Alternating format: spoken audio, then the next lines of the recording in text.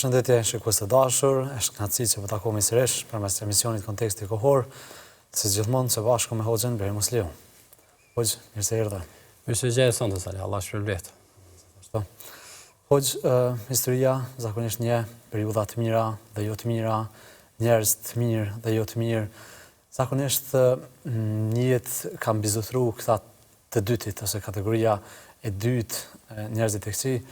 Sa ka qenë sfidë ose sa do të jetë sfidë për njerëzit e mirë të ruajnë vlerat, parimet, ku gjithmonë e dim që njerëzit me parime sulmohen ose atakohen nga njerëzit e këqij, ndoshta edhe për shkak të favorizimit të numrit më të madh të tyre. Bismillahirrahmanirrahim. Allahu na falendojmë, selavatet tona e Muhamedit alayhis salam, familjes, shokëve dhe gjithë atyre që ndjekin rrugën e tij. Po nëse i referohemi ajeteve kuranore, madje edhe për shkrimeve të kaluarës, por edhe ajeteve decidive të cilat flasin për këtë realitet dhe këtë vërtet, shohim se një konstatim i tillë është i vërtet se njerëzimi në përgjithësi nuk ka qenë ai i cili ka ndjek rrugën e drejtë dhe rrugën e vërtetë. Andaj gjithherë ka qenë e nevojshme që të dërgohet atyre pejgamber. Edhe numri i madh i pejgamberëve na tregon për këtë realitet. Madje Allahu subhanahu wa taala në ajet kuranor na tregon të vërtetën e kësaj ku thotë wa in tuti akthar man fil ardi yudilluka an sabilillah. Nëse e ndjek shumicën, ti do të devijosh nga e vërteta. Wala tajidu akthar nasi domethënë walau harasta bimu'minin, edhe shumicën nuk do të gjesh të udhëzuar, edhe nëse kujdesesh, thot Allahu subhanahu wa taala të dërguarit e tij. E kështu me radhë, domethënë ajetet të cilat na përshkruajnë një të vërtetë të tillë. Pikërisht për shkak të kësaj, Allahu subhanahu wa taala ka dërguar pejgamber. E pastaj ka bërë njerëz të cilët i kanë ndjek ta pejgamber në trashëgiminë pejgamberike, por në trashëgiminë e misionit të pejgamberëve, e që është roli i po themi palës tjetër, i grupit tjetër, pavarësisht sa janë ata, shumë ose pak, që të jenë ruajtësit e besimit, ruajtësit e vlerave, ruajtësit e natyrshmërisë së njeriut. E roli këtyre gjithmonë ka qenë ai që Zoti xhaleshanu e ka përcaktuar në Kur'an, madje me urdhër të prerë, wal takum minkum ummatun yad'una ila al-khair wa ya'muruna bil ma'ruf wa yanhauna 'anil munkar. Thot Allahu xhaleshanu dhe le të jetë gjithsesi një grup për juve. Le të jetë një grup, madje edhe në mesin e besimtarëve, edhe në mesin e po themi atij rrethit të besimtarëve duhet të jetë një grup i cili është gardian i të mirës, ruajtës i këtyre vlerave dhe përhapës i këtyre vlerave. Madje khairiyatul umma, domethënë ajo veçuria e këtij ummeti, pra ummetit e pejgamberit alayhis salatu wasallam, nuk është se ata janë arab, as nuk janë se ata janë flasin gjuhë të caktuar, apo kanë rreth caktuar, apo kanë priardhë të caktuar, ose kanë domethënë përparësi të caktuara. Allahu subhanahu wa taala e ka përcaktuar në ajet kuranor kur thotë kuntum khayra ummatin ukhrijat lin-nas. Jeni populli më i mirë, grupi më i mirë, ummeti më i mirë që keni dalë për njerëzit. Çka e bën më të mirë këtë ummet? Ta'muruna bil ma'ruf wa tanhauna 'anil munkar. Ju urdhëroni të mirë dhe ndaloni nga e keqja. Por roli i këtij grupi të vogël ose të madh, pavarësisht sa, gjatë historisë dhe i neve sot dhe i çdo kujt që do të vijë deri në kiamet, a janë pak ose a janë shumë nuk është më rëndësi, është më rëndësi nëse janë bartësit e vlerave, bartësit e moralit, bartësit e besimit, këta duhet të jetë përhapja e këtij besimit. Kur je shumë, Hoxh, është shumë lehtë të prezantosh, të thërrësh, por kur je pak është pak më vështirë, se gjithmonë je po themi i pafuqishëm. Po të ishte e kundërta, do të ishte shumë lehtë. Dhe po të ishte e kundërta, nuk do të ishte ndoshta vlera dhe rëndësia, sepse njerëzit në përgjithësi shkojnë ka shumica. Dhe është prirje, domethënë është natyrshmëria e njeriu që njeriu njeriu të shkoj ka janë shumica, edhe të bëhet pjesë e tyre.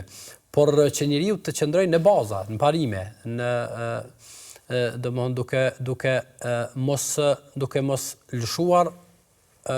lëshuar pozicionet dhe thirrja pastaj në këto, pavarësisht numrit sa është, kjo është ajo madhështia e besimit. Kjo është madhështia e besimit, për atë arsye edhe zakonisht ajo tallja e shumicës në raport me këtë pakicë, jo rrallëherë ka qenë për shkak të numrit. Po një grosht njerëzve, apo shirdhi me tun qalilun, apo kur i ka përshkruar domethënë tek faraoni dhe tek Musa, një grosht bre, një pakicë. Këtë kanë përjetu të gjithë pejgamberët. Këtë pejgamberët Allahu subhanahu wa taala e kanë përjetuar një përjetim tillë. E madje po për tregu madhështinë e kësaj, Allahu subhanahu wa taala i ka thonë Ibrahimit alayhis salam, inna Ibrahima kana umma. Ibrahimi alayhis salam ka qenë një umet, një popull. Apo? Një njeri vetëm.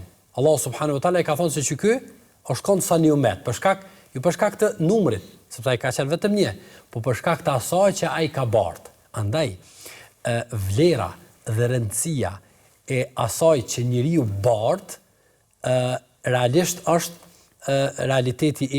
realiteti dhe vërteta e njerit, jo në ato që domethënë mund vlerën sasiore, apo vlera sasisë, po vlera e parimit është mbi vlerën e sasisë.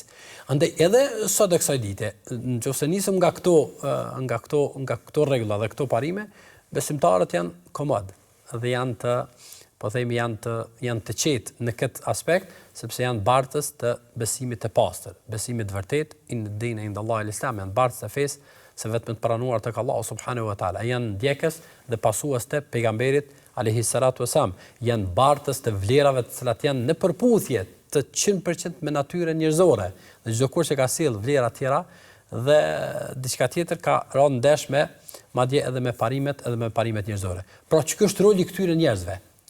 Dhe sigurisht se sfida e tyre bëhet e madhe kur para vetes kanë grumbull të madh njerëzve.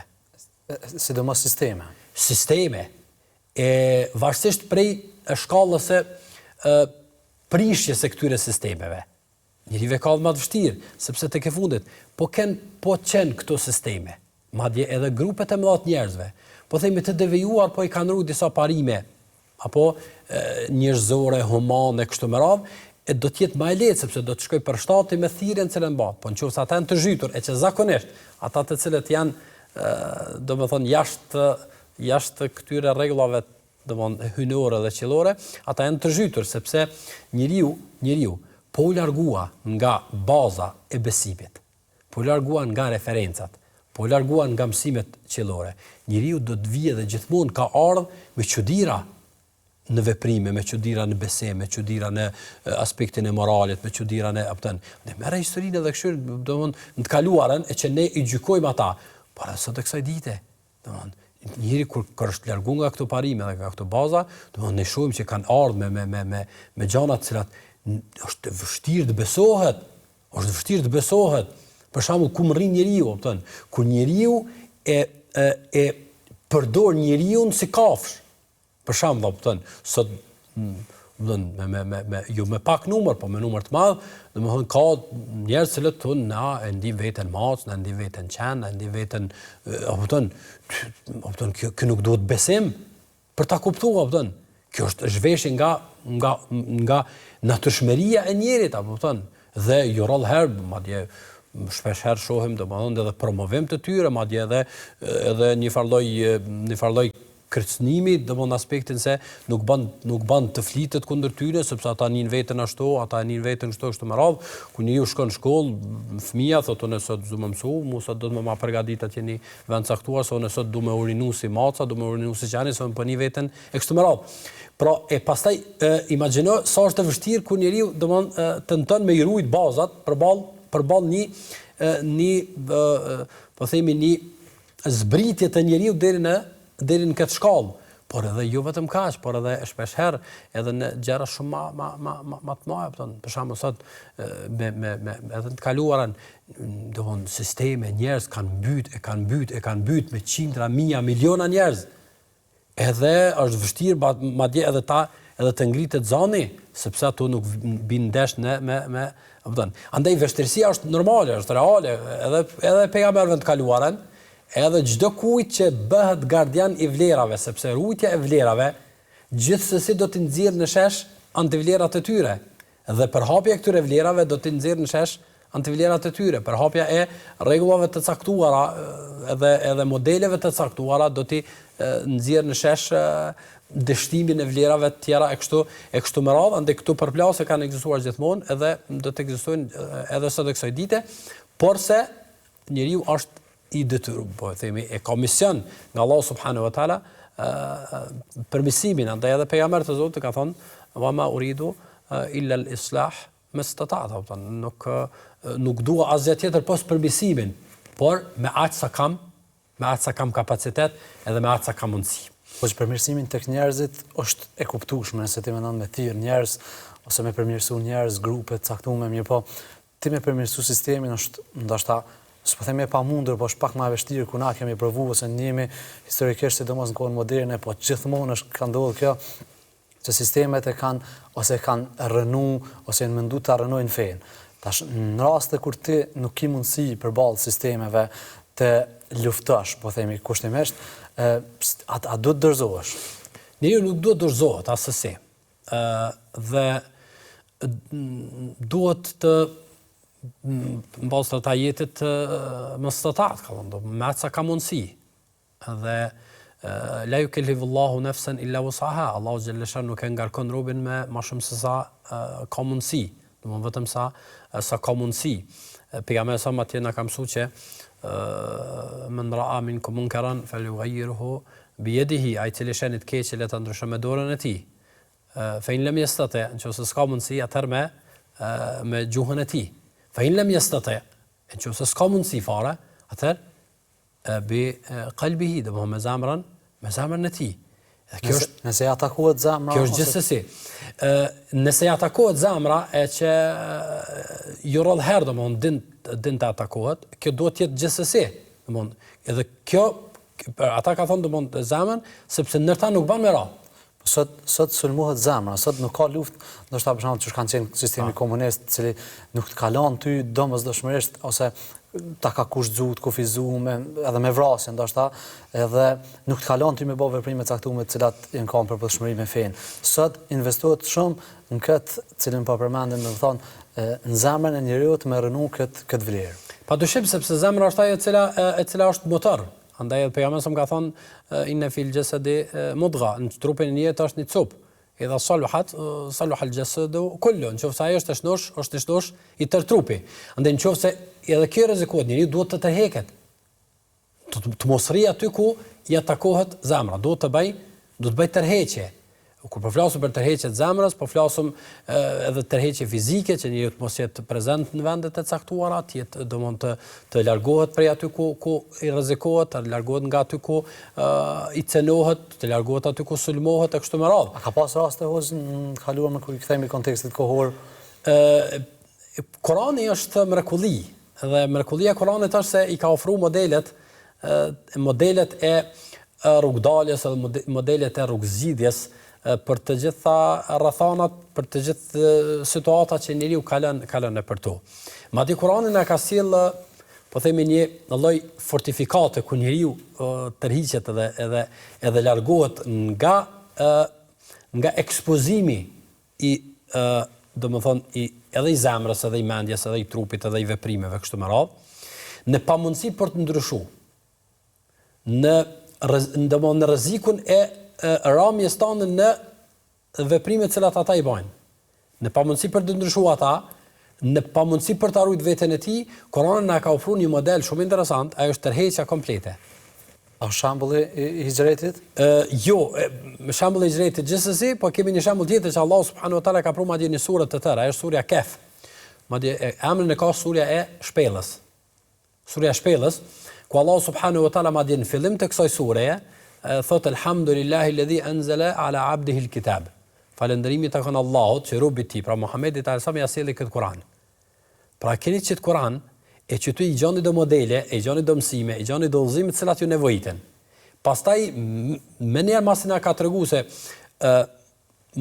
kushtimisht po themi, mos arsyetoni në padituri, mos arsyetoni në rrethana, mos arsyetoni në pamundësi, mos arsyetoni në presion, mos arsyetoni në asnjë arsye që ju mund të arsyetoni vetveten e ju. Sepse çfarë ku e keni modelin? Alhamdulillah që Allah na ka zgjedhur këtë model.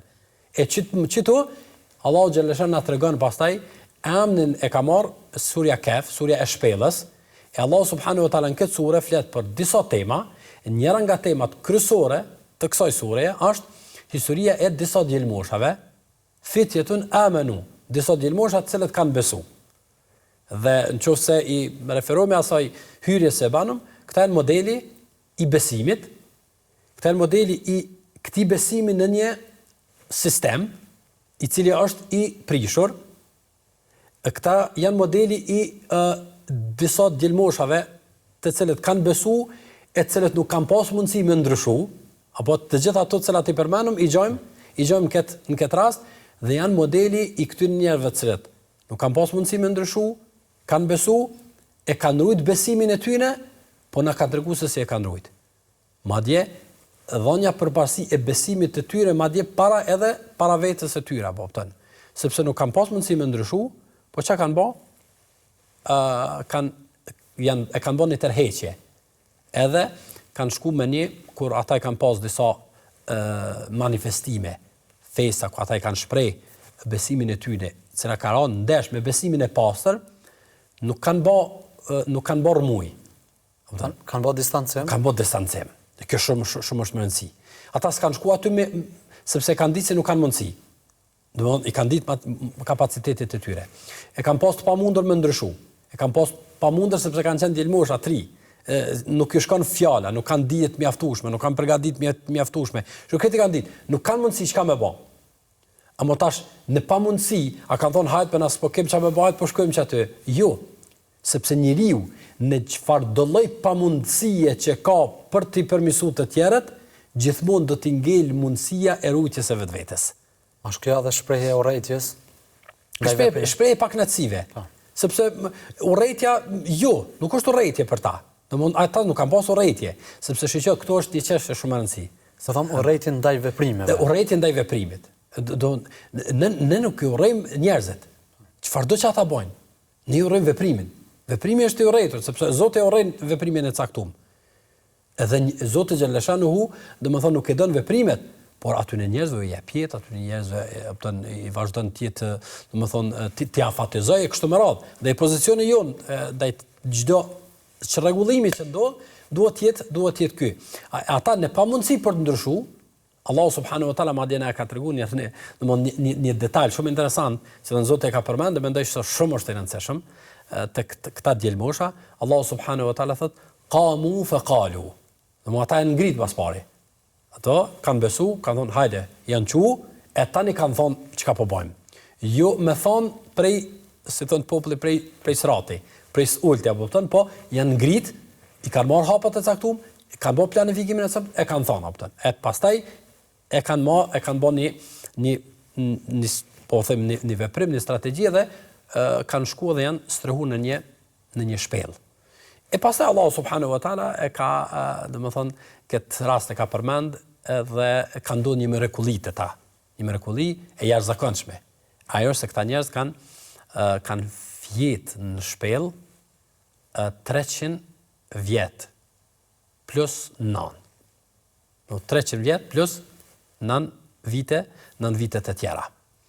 Normalisht se kjo nuk është se është gabim, domthonë në Kur'an, sepse Allah ka përmend domthonë 309 vjet, por është se 300 vite me vite diellore dhe 309 vite me vitet hënore.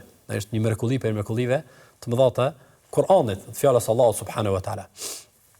Dhe normalisht pastaj janë Allahu xhallahu ka treguar në detaje kujdesin që ka pas për ta, rutjen që ka bë atyre, se si është kujdes për ta, se si i ka rrotullu Allahu xhallahu për shkak të mos dëmtimit të trupit, sepse trupi kur rrin në një gjendje domthon që të ruaj trupat e tyre, diellin hënë, domthon ka detale shumë interesante, të cilat nuk nuk është koha dhe hapësira të përmendim, por që e nxisëm dhe e këshillojmë secili që të kthehet në Kur'an. Po ja është çka shumë e rëndësishme, ose e kanë pa këta të rëndësishme rujtjen e fesë ose të zgjedhin të strehonë një shpellë.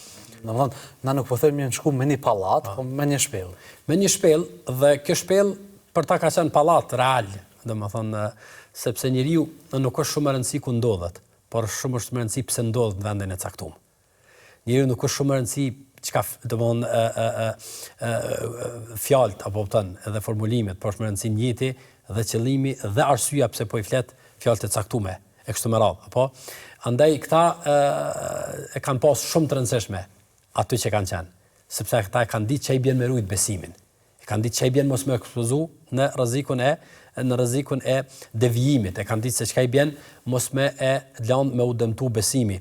Andaj edhe si rezultat I këtyre hapave që ata I kanë bërë. Ata tek e fundit I kanë bërë disa hapa. Mund të duken shumë thjeshta hapa. Vëllai Salautën. Këta hapa mund duken shumë thjesht, sepse ata nga populli I vet janë tërheq me një shpellë dikon, apo me cila nuk ka mund të jetë edhe shumë larg, apo janë hapa dhe janë qëndrim që në Allahu subhanahu wa taala ka sjellë në Kur'an. Madje që të lexohet çdo javë. Atë përmendet tash pas përmendet pas sa viteve, sepse kanë rrit besimin. Sepse nuk kanë thonë hajt se këtë populli çështo edhe na çështo. Nuk kanë nxit konflikt dhe luftë me popullin e vet, për shkak se kanë ditë se nuk kanë mundësi me bën ndryshim. Shkak të rritjes besimit është kjo vlerë. Rritjes besimit, apo dhe këtë Allahu subhanahu wa taala u ka bë mrekulli edhe në rritjen që u ka bë atyre, domthon kohën sa ata I ka rrit për 300 vite, po edhe në rritjen e historisë së tyre dhe shembullit të tyre që tregon se kushdo që kujdeset për besimin, le ta dinë se Allahu kujdeset për ta. Për ta kuptuar se kushdo që kujdeset për namazin, Allahu kujdeset për rrezikun e tij. Sepse Allahu xhalla shanu ka thonë: "La nas'aluka rizqan nahnu narzuquk wa'mur ahlaka bis-salah." Urdhno familjen namaz. Ka thonë s'lypum rrezik, na të furnizojmë bre. Na dhom opton. Kushdo që e ruan shikimin, Allahu kujdeset për zemrën e tij. Pra janë disa formula, kushdo që kujdeset që të jap, edhe të shton Allahu kujdeset për shtimin e tij. Kushdo që I mall lidhet farefesnore, Allahu ja shton ymrin e tij. E kështu me radhë, janë disa formulime, janë disa ndërveprime të cilat besimtari punon, edhe I ka bindje që I jeton me Allahun subhanahu wa taala, të cilat pastaj kthimi apo dhe reagimi nga Allahu subhanahu wa taala është mahnetës. Andaj Allahu xhalla shanu historinë e tyre po e përmend. Neve na nevojitet sot. Për ata Allahu xhalla shanu këtë sure, pejgamberi na ka treguar dhe na ka thonë që të lexohet çdo ditë xumaje dhe ka thonë e ban dritë Allahu subhanahu wa taala, sepse përmes kësaj sure besimtari e kupton çka do të thotë rujtja e besimit, çka do të thotë mosshkrirja, çka do të thotë madje edhe largimi, strehimi në një shpellë, por për një mision shumë fisnik është rujtja e besimit, rujtja e lidhjes me Zotin, rujtja e pastërtisë së besimit, se në Allahu subhanahu wa taala e vlerëson shumë, e shpërblen shumë. Hoxh, më ka pjesa e parë e misionit. Ndërsa shikues që ndroni me ne, pas pak do të rikthehemi me pjesën e dytë të kësaj teme, e cila është më së rëndësishme dhe aktuale për neve sot.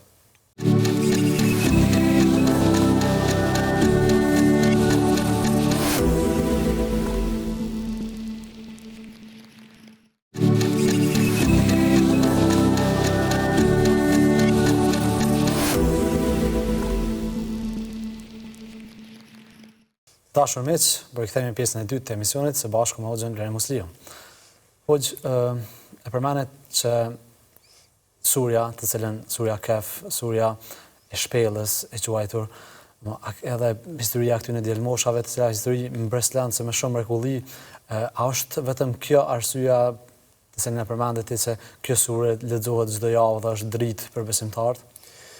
Jo, realisht surja Kehf, edhe emrin e bardh surja e shpellës, edhe na tregon se sikur këta djelmosha të cilët u kthyen në shpellë për ta ruajtur besimin, kthehuni edhe ju në shpellë, pra në surën Kehf, në çdo javë, sepse do të shërbeheni për të ruajtur përveç besimit edhe disa kuptime tjera shumë të nevojshme, shumë të rëndësishme, me cilat ju do të ballafaqoheni domosdoshmërisht gjatë jetës së juaj.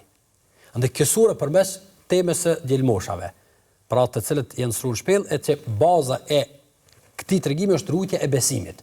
I përmban edhe 3 tema tjera, të cilat janë shumë të rëndësishme, kuptimit të cilave ja lehtëson njeriu që jeta e tij të bëhet dritë. Ashtu që është surja Kehf dritë nga domthon për ato i cili kthehet në këto kuptime. Dhe nëse e shohim, pra është tema e diturisë, cilën Allahu subhanahu wa taala na flet përmes Musës edhe historisë e Musës edhe Hidrit, po në këtë sure. Është tregimi i ashabul jannatain, njeriu i cili kishte kopshte, se si duhet të trajtohet çështja e pasurisë dhe e të mirave materiale të jetës së kësaj bote, dhe historia e Dhulkarnejnit, e cila domethënë pasqyron pushtetin dhe udhëheqjen. A janë këto 4 tema ndoshta më të rëndësishme në fe, ruajtja e besimit, pasuria? Në fe, po komplet në jetën e njeriu. Në jetën e tij a përballet me diçka tjetër pas me to? Do gjithçka ose ka të bëjë me besimin, apo? Andaj e gjon në surën Kehf se si duhet veprohet. Ose çështjen e diturisë, ku sot është krizë e madhe. Është krizë e madhe e çështjes së dijes. Dhe Allah subhanahu wa taala na përshkruan domon se si duhet të jetë njeriu përballë dijes, sepse Musa alayhis salam është pyet, a jetë njeriu më i dijshëm? Ka thonë po. Apo a ka pas drejt Musa alayhis salam? Ka pas drejt sepse ka qenë pejgamber. A ka ditë Musa dikan që është më i dijshëm se ai? S'ka ditë, s'ka pas. Patu ky s'ka pas një uri. Logjikisht me gjitha ama vetëm pse apo thon, ja ka atribu dijen vetes së tij. Duke mos i dhënë të drejtë kushtimisht po themi, edhe dikujt tjetër se ai mundet me ditë.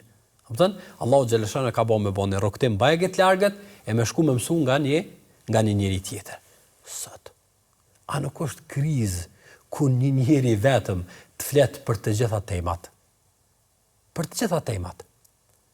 A nuk është sot krizë ku njerëzit apo thon, madje edhe vendosin edhe për fatin e popujve, edhe për fatin e popullit, apo thon, ama qoftë në udhëheqje, po themi lokale, qoftë në udhëheqje nacionale, qoftë në politika globale, apo thon. Problemi është njerëzit ja atribuojnë vetes së tij dije të pakufishme. Problemi është, apo thon, ne Allahu xhenë thotë, ktheheni apo thon bazë, pyetni ata që dinë. Pyetni ata që dinë se ka plot punë, nuk e dini. Pejgamberi Allahu azza wa jalla në momentin e parë ku ai mësoi diçka e cila shumë është interesante se çka ka mësuar. Ka mësuar disa urtësi të veprimeve të Zotit. Të veprimeve të Zotit. As ka mujt hoj Zoti më jap pas çaj ka qenë pejgamber, po ka shtime u thu. Padyshim. Po është model me tregu se dijes do të më shku. Për dije do të më hec, për dije do të më lodh, për dije do të më mundu. Pse sot vëllai më salapta? Pse sot dija ka vlerë paktena? Pse sot është është e parancishme dija? Ti thuar sot dikuj, hajde se kam të mësuar një ajet kuranor. A përmban lajm? Ti thuar sot dikuj, hajde se kam të mësuar një hadith. A përmban lajm? Ti thuar sot dikuj, hajde se kam të mësuar një dispozit fes. A përmban lajm? S'përmban lajm apo? Për shkak se është nënvlerësu dia reale, dia e vërtet, dia e cila të shpije në shpëtim në këtë botën tjetër, po edhe në aspektin tjetër. Sot a nuk shohim nënvlerësim dijes kur fakultetet të rëndësishme merren me lehtësima të mëdha. Apo ti madje njëri fushës nga drejtim, apo thon. Pse? A nuk e din ata që të dhon këtë dije se çfarë përgjegjësie kanë? Sepse me çat dije njerëzit kanë me udhëheq, me çat dije njerëzit kanë me marru ndërtesa, me çat dije njerëzit kanë me marru rrugë, me çat dije njerëzit kanë me domethën kanë me shëru të tjerë, apo domethën kanë me bëj ilaçe kështu me radhë. Pra da tregon se për dije do të më ecë, do të më mundu, do të më përpjek se dija është gjë e vlefshme, dija është gjë e shtrejtë, e cila njeriu gjithmonë ka nevojë për ta. Andaj drita kësaj dynja është dija. Dija e pastaj çështja e pasurisë. Sot përmbyset më të mëdha, të cilat njerëzit i kanë për shkak të pasurisë.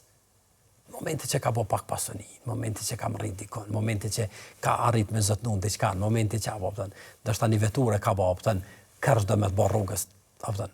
ndoshta një të arritur e ka bën me harame, me përhapjen e harame, me gjëna, me të këqija, me përhapjen e të gjitha atyre fesateve kështu me radhë. E përmes këtyre na tregon se cila duhet të jetë qasja jon kur me shokun debatojnë për shkak të kopshtë, po thuaj mashallah, thuaj mashallah la quwata illa billah. Se Allahu t'i ka dhënë këtë këtu, e ti kur e din se Allahu t'i ka dhënë, ti më njeh dhe Allahut, nuk i shfrytëzon në keq, nuk i shfrytëzon gjëna, nuk i shfrytëzon harame kështu me radhë, ama ai çka tha mijat janë krejt. Unë kam e pastaj përfundimi, sepse qasja jona e njëri gjatë jetës së bota, ka diçka tjetër domthon pos besimit, diturisë, pasurisë. Dhe në fund një kategori të caktuar me të cilët kanë të bëjnë me pushtet, edhe me udhëheqje, se si duhet të jetë udhëheqja, si duhet të jetë kujdesi, si duhet të jetë përgjegjësia ndaj atyre të cilët e udhëheqje kështu me radhë. Andaj, këto katër tema, cilat i përmend surja Kehf, sikur na thot Allahu subhanahu wa taala, o rob të mi, kthenu çdo fundjavë, të paktën një herë në javë, kthenu përkujtoni vetes këto, përkujtoni rëndësinë e besimit, përkujtoni rëndësinë e diturisë, përkujtoni rëndësinë e pasurisë, shfrytëzimit të saj, përkujtoni domthon peshën e udhëheqjes dhe si duhet të udhëheqet për një lloj strehimi i jon javor në shpellë. Pra, në kuptimet e kësaj sureje si një lloj garance e ruajtjes së besimit ton dhe njëkohësisht e një lloj pajisje me dritë, mbas të cilës pastaj kur dalim në terren kemi me ditë me vepru dhe kemi me ditë se si me reagu. Po sot neve na cënohen shumë parimet ose ndoshta na duket neve që na cënohen shumë parimet për shkak se nuk e kemi kët imanin ose devotshmërinë që ty kundërvijemi ose ty përballojmë kët sulm që na bëhet neve. Cilat do të jenë shpellat tona sot? Shpella jonë sot nuk është shpella, po themi, dikun atje në shpellë nga dimes ose në një shpellë tjetër, ku ne kemi nevojë të ikim ose të strehohemi. Por sot na kemi nevojë të madhe për shpellat të cilat na mbrojnë, na ruajnë. Sot shpella e besimtarit e cila e ruan është xhamia, sepse ai kthehet 5 herë në ditë për ta ruajtur imanin e tij, lidhjen e tij me Zotin, për t'ia vërtetuar besën që ja ka dhënë krijuesit e tij, për t'ia vërtetuar nënshtrimin ndaj tij. Sot shpella që e ruan besimtarin janë derset, janë ligjëratat, janë vendet e dijes, janë vendet ku ai do të mëson për fenë e Zotit, do të arrit imanin e tij, do të forcojë besimin e tij. Sot shpellat që besimtarin e ruan e të janë të domosdoshme është kthimi në familjen e tij, kthimi tek baba, tek nana, kujdesi ndaj tyre, apo ndëgjueshmëria, bemirësia ndaj tyre, kthimi tek gruaja dhe tek familja, sepse sot ka shumë vena të cilët besimtarin e thirrin edhe duhen me e tërheq prej familjes. Sot më shumë se çdo herë janë kriju mundësit njeriut që të arktohet, të shfrenohet, defrehet dikun tjetër e ta braktis familjen. Andaj sot shpellë për ruajtjen e nderit e të moralit është familja. Edhe andaj edhe jo rrallëherë synohet edhe përpjeket edhe tentohet që të rënohet familja. Sot shpellë për ruajtjen e besimtarit dhe e besimit të tij, me të gjitha kuptimet që dalin, është kthimi në referenca. Sot bëhet çmos dhe përpjeket shumë që të rënohen referencat. Kush është ai që duhet më pyet? Kanë duhet më pyet çfarë është e mira, kanë duhet më pyet çfarë është e keqja, e kështu me radhë. Dhe kjo kthim në referenca, pra tek dietarët, tek xhollarët, tek prisit, tek ata që janë të dijshëm, është domosdoshme për ta ruajtur ndikimin e devijimeve në mendime, ndikimin në shtrëmbrimin e kuptimeve e kështu me radhë. Sot për ruajtjen e zemrës është domosdoshmëri strehimi në shpellën e ruajtjes së shikimit.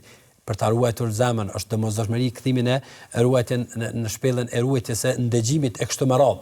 Por sot kthimin e kuptimet e Kuranit, kthimin e librit të Zotit, kthimin e pasimin e sunetit të pejgamberit sallallahu alaihi wasallam është i domosdoshëm në ruajtjen e komplet të këtij ekspozimi, e që mendoj se ne me një herë pasi të ruhemi, apo e të garantohemi, e të forcohemi, ne nuk guxojmë të rrim pastaj këto, por puna jo mbetet pastaj në teren e përhapjes së këtyre vlerave, e thirrjes në këto vlera dhe e promovimit të këtyre vlerave, qoftë besimit, qoftë qasja ndaj pasonisë, qoftë domethënë qasja edhe ndaj diturisë së mirëfillt, qoftë qasja ndaj përgjegjësisë në udhëheqje kështu me radhë. Por këtë hoç s'mund ta bën njeriu pa e ndinë nevojën ose përgjegjësinë ndaj rrënjimit këtyre parimeve. Domethënë ikjen në shpellë s'mund ta bën pa e pa të nevojshme. Padyshim. Përkundrazi, ka të tjerë të cilët madje e shohin edhe të kundërtën, e shohin mundësi, zhytjen edhe shfrytëzimin e mundësive edhe të këtyre shfrenimeve. Thjesht po duhet ta marr një shembull, ndoshta nuk është shembulli më adekuat, por varësisht nga ajo që ka njeriu në brendësinë e tij, apo ajo reflekton pastaj edhe në veprime. Andaj dikush i cili e ka të shtrejt besimin edhe imanin, ai kujdeset që ta ruaj atë. Dikush tjetër e sulmon pa asnjë dert. Dikush i cili e ka të shtrejt diturinë, është gjendje me sakrifiku për ta. Dikush tjetër i thotë ja, s'po kiqa më bëveç për shkon po hub vakt, më shku me ngu mësim, apo sepse varësisht nga ajo që e ka njeriu në brendësinë e tij. Unë gjatë para një kohe kisha një sidomos në kohën kur kthy pe studime, kam pas një sfidë jo të lehtë, ato përballë shtëpisë time ka qenë një vend ku organizoheshin koncerte të zhurmshme, të turpshme, apo thon, ku domethënë domethënë ka qenë një në fakt keqësisht një sprovë e madhe, sepse domethënë njerëzit dilin nga aty të dehur, i gjaja tek shkallët e mia ato domethënë të rinu, i gjaja domethënë kam pas një sfidë shumë të madhe. Po përballë balkonit të shtëpisë time ishte zhvillohej nga balkoni im i bie sikur të ishe brenda. A kupton? Edhe pa ta ngrit shqetësim, pa ta ngrit ankesë disa herë në këtë drejtim, edhe s'moja ta veja gjumin, as fëmija s'mund të flenin, ishte sprovë shumë e madhe. Për mua ishte sprovë shumë e madhe, ishte një shqetësim jashtëzakonshëm. Edhe një herë domethënë njëri po më thotë, "Hy, tha, apo thon, i lumi, tha, apo thon. Apo tha ty kur s'bën tha me pagu, apo thon, as me shpenzu për me hy brenda atje, domethënë në apo thon, tha veç del në ballkan ti kënaqesh, apo thon. Shiqo, sepse varësisht nga ajo që e ka njeriu në brendësinë e tij, kupton. Për mua ishte një ankth, për ta ishte një mundësi. Andaj na duhet ta shohim edhe në bazë të surës Kehf, kupton. Për ku kemi ikna? Apo kush na ka bën neve që të largohemi apo thon, kush na ka shqetësuar neve që të mos rrim në vendin e caktuar? A janë haramet ato që na bojnë të ndihmë të rishtuar? A janë gjunahet ato që na bën që t'i bëjmë disa hapa për dikon tjetër? Apo a është çështja e dijes ajo që na shtyn për të lëviz dikon tjetër? A është falënderimi ndaj, domethënë, bamirësia si ai falënderimi ndaj pasunisë që kemi? A është përgjegjësia e udhëheqjes ajo që na lën neve pa gjum? Apo e shohim të kundërtën, e shohim si mundësi për të kryer do punë tona, nga se varësisht nga ajo që e ndim në brendësinë tonë. Andaj surja Kehf na mëson të gjitha këto, kemi nevojë sot. Na kemi nevojë të madhe pra. Jo rastisht Allahu subhanahu wa taala domethënë përmes pejgamberit tina ka mësuar që ti kthehemi kësaj sure në vazhdimsi, në kuptimet që i ka, në mësimet që i ka, sepse në aty do të shohim se veprimet që ata i kanë bërë, ata kanë një burim. Apo e që ky burim është shumë e rëndësishëm, a është prezant tek ne ajo? Sepse po qëndroj burimi i rutjes së besimit, neve do të na bën, ata i ka qenë shpellë, neve do të na çon te Kurani, neve do të na çon xhami, neve do të na çon tek dersi, neve do të na çon te mësimi, sepse ajo është rutja dhe streha që ne e ruajmë. E kështu me radhë domethënë se cilën prej këtyre temave të mëdha të cilat ato përmenden. Andaj në qoftë se besimi i jon nuk na çon të kujdesi për me rujt, qoftë se pasunia jon është ja atribuojmë vetes tonë, qoftë se detyria është e parëndësishme për neve, e pushteti është mundësi, atëherë më shumë se gjithçka sot kemi nevojë për surën Kehf, për të strehu e për të rikonfirmuar edhe një herë kuptimet tona edhe domethënë formën e të menduarit, sepse mbas saj pastaj kemi me dal edhe në rezultate. Allah shpërblet hoc, me ka si erdhi fundi. Allah shpërblet, shpresoj që edhe ky emision të jetë një lloj mundësie e një lloj strehimi të gjithë atyre të cilët e ndin veten të kërcënuar, të rrezikuar, sepse njeriu do të strehohet kur e nin veten të kërcënuar, çdo kush që e ndin besimin e tij të kërcënuar, kuptimet për diturinë, kuptimet të tjera të cilat i përmendëm, inshallah i shërben edhe ky takim jonë së bashku, ky paraqitje para shqyrtësve tanë që t'u afrojmë një mundësi të strehimit, është Kurani në përgjithësi, Surja Kehf në veçantë, lë Zotin e Madh që na strehoj në strehen e tij. Allah shpërblet, inshallah. Dashur miq, me kaq erdhi fundi këtij emisioni. Për të filluar zbatimin e këtyre mësimeve të cilat me Hoxhën Xher Musleu sot i trajtuam në këtë episod të emisionit Konteksti Kohor. Deri në takime të tjera, mbetëshit në mëshirën e Zotit.